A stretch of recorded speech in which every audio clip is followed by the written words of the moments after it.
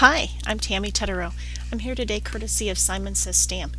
Today I want to show you how I created this card. I'm going to show you how I created this background using distress inks. I'm going to do a little layered die cutting, and I'm going to show you how I made these enameled flowers using Tim Holtz's new distress paints.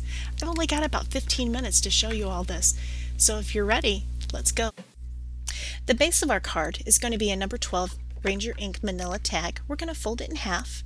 The front of the card will be the side with the hole from the tag, so that when you open it, it opens to the left.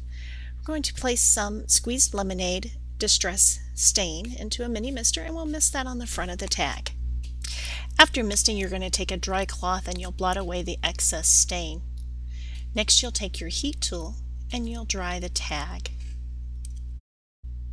After drying the tag, we're going to stamp some clouds onto the front of the card using Tim Holtz Distress Paint and Picket Fence. You're going to shake that and scribble it onto your craft sheet. To create my clouds, I used a stamp I made using cut and dry foam. To do that, I just drew a cloud shape onto the cut and dry foam and cut it out with scissors. Since it's sponge painting, it doesn't have to be perfect or pretty. It'll work just fine.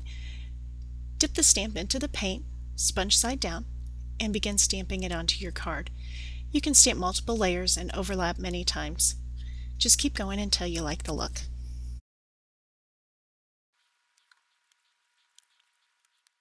After you're done stamping your clouds, take another piece of cut and dry foam. You're going to use the sponge side again and use it to dab over your stamped clouds, blending them. Just keep blending until you like the look that you've achieved. After blending, use a heat tool to dry the paint. After you've dried the paint, you're going to use broken china distress ink, an ink blending tool, and you're going to apply the ink onto the card to add some blue sky. I like to hold my blending tool by the sides with one finger up on the handle, kind of at an angle. I start off the edge of the tag or card, whatever I'm doing, and work in small circles off the edge onto the surface. And I just continue working around until I've added the amount I want to use. I usually try to go darker around the edges and lighter as I move inward. It's always easy to remember that you can add ink too, but you can't take away, so I always start light and just build layers. After I finish with the broken china, I add a little bit of stormy sky. Use the same technique as before. This time I'm only going to focus on the edges so that I keep with the light in the center and it darkens as it moves out. And once I'm done with the blue, I like to finish off with a brown edge. So I'll use a little vintage photo. And I'm going to work it just on the very edges of the card front, just to add some definitive edge to it. Next, to add a little blending, I'm going to do a spritz and flick technique where you mist water into your hand and then you flick the water onto the tag. And because it's distress ink, it's going to be reactive to the water. The more you put, the more movement and the more water spotting you get. The less you put, the less you'll get. And I wipe away any excess that I might have got on the back and clean up my sheet just a little bit so the inside of my tag doesn't get super nasty. And after I've let that set and soak for just a second, I'm going to dry it.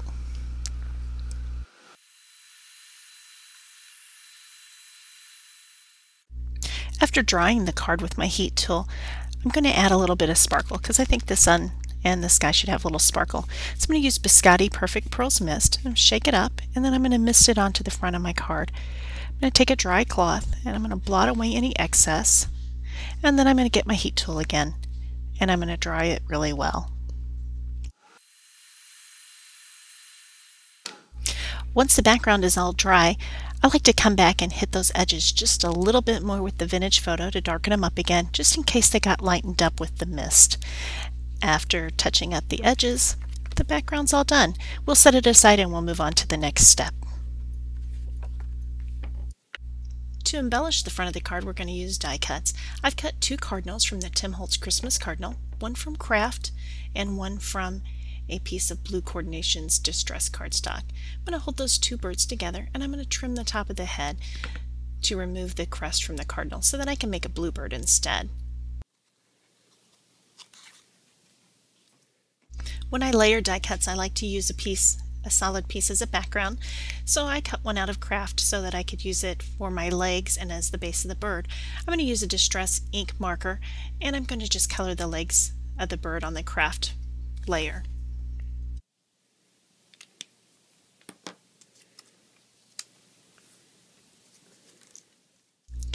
On my blue pieces, I'm going to use a Tim Holtz sanding grip to sand areas of the bird and on the wings to expose the core of the paper so that when I apply ink, I get a little bit more color variation. And I'm working on the smooth side of the cardstock rather than the textured side.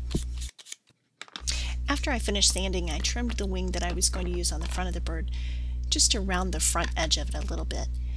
Next, I'm going to use distress ink and scattered straw using an ink blending tool, and I'm going to blend a little yellow onto the belly of the bird and onto the beak. Punch up the beak just a little bit. I used my orange ink blending tool just with the ink that's already on the foam, just to put a touch of orange there. And if you haven't already, you can cut the legs off of the bird. You don't need the blue legs because he'll get his legs from the brown layer underneath. Next, we'll apply broken china distress ink using an ink blending tool. We'll apply that to the bird to add some more blue onto the blue cardstock.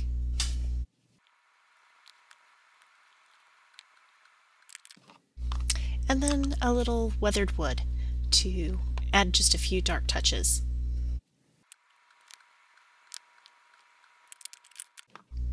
And finally, a little vintage photo along the edges as well, just to add some nice contrast and shading.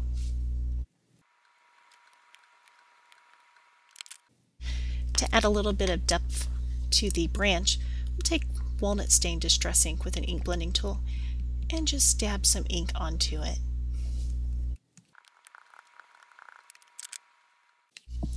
Next, we're going to adhere the branch to the front of the card.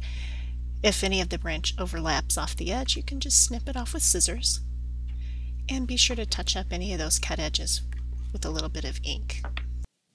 To assemble the bird, add one wing to the front of the bird, one to the back, put a little glue, wet glue on the bottom of its belly and an adhesive foam square along its back. Put it down on the front of the card, press the belly down, and let that foam square lift the back up off of the card a little bit. It'll give it a little extra dimension.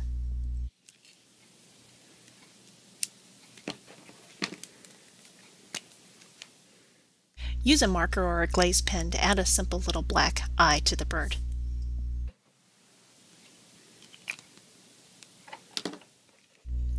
To add a sentiment to the front of the card, die cut a small tag using the Tim Holtz Tiny Tabs die.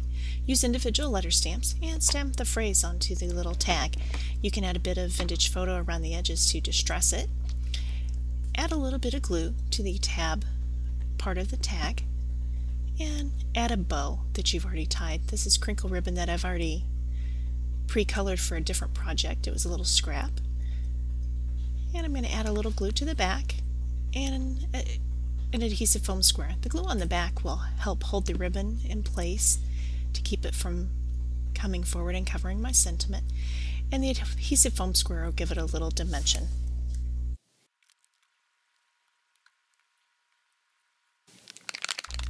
To create the embellished metal flowers for the front, we're going to use Tim Holtz Distress Paints. I'm going to shake those up and scribble out a little bit of mustard seed and a little bit of picket fence.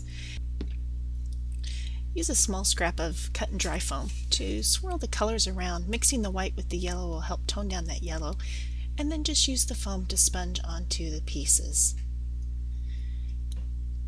I like to add light coats and come back and add layers as I go and build the color up just a little bit. You don't want it super thick and goopy because it'll be hard to dry.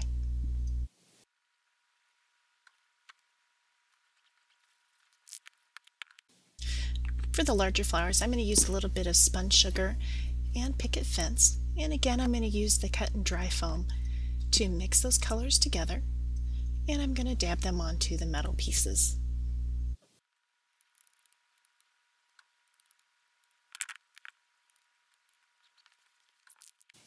And for the leaves, I'm going to layer on mowed lawn and peeled paint. And just like before, I'm going to use a piece of cut and dry foam to Swirl those around together and layer on the color.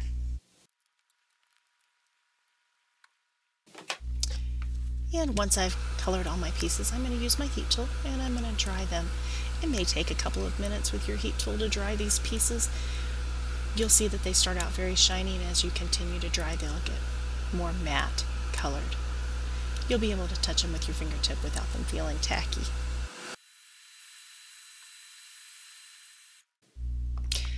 Once your leaves are dry, you can add a little definition to the grooves of the leaf. I'm using a vintage photo distressing marker to just draw down in the groove that's already molded into the leaf. As long as the paint's dry, you won't get any paint on the tip of your marker. If you do, just wipe it off on a dry cloth.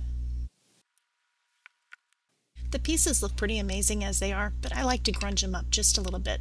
So I'm going to put some vintage photo distressing onto an ink blending tool, and I'm going to tap it right onto the metal pieces. And you can see how it gives it kind of an antique-y, worn look.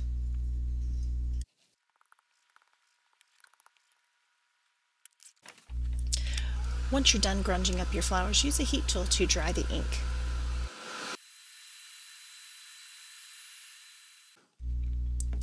Once the pieces are dry, be careful, they're hot when you pick them up, but the ink will be set and you can handle them and you don't have to worry about the brown ink coming off. These flowers look so cool as they are, but to give them some real wow, I like to give them a shiny layer using embossing powder. To do that, I just take my piece and I dab it right down into my Distress Embossing ink pad. You can see it's glossy with the ink, and I sprinkle embossing powder onto it. You can see my ink pad gets kind of yucky looking.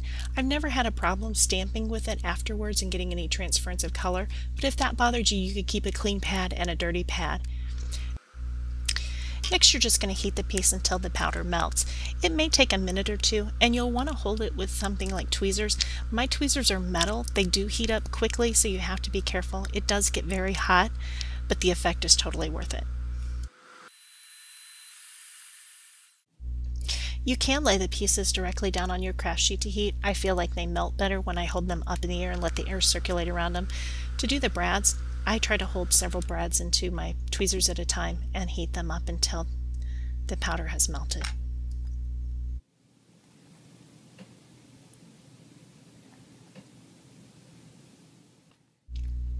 Before assembling the flowers, I like to shape them a little bit by bending them with my fingers and cupping the leaves and petals up just a bit.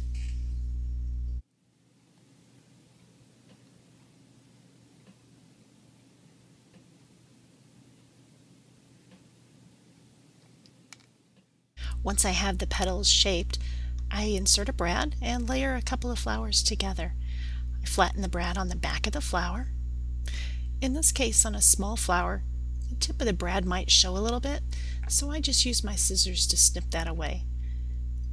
Now, I don't wear safety goggles, but that could fly up a little bit, so I always close my eyes right as I snip, just to be safe.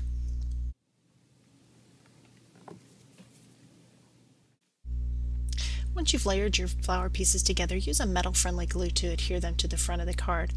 I clustered my flowers around the small tag and on the branch.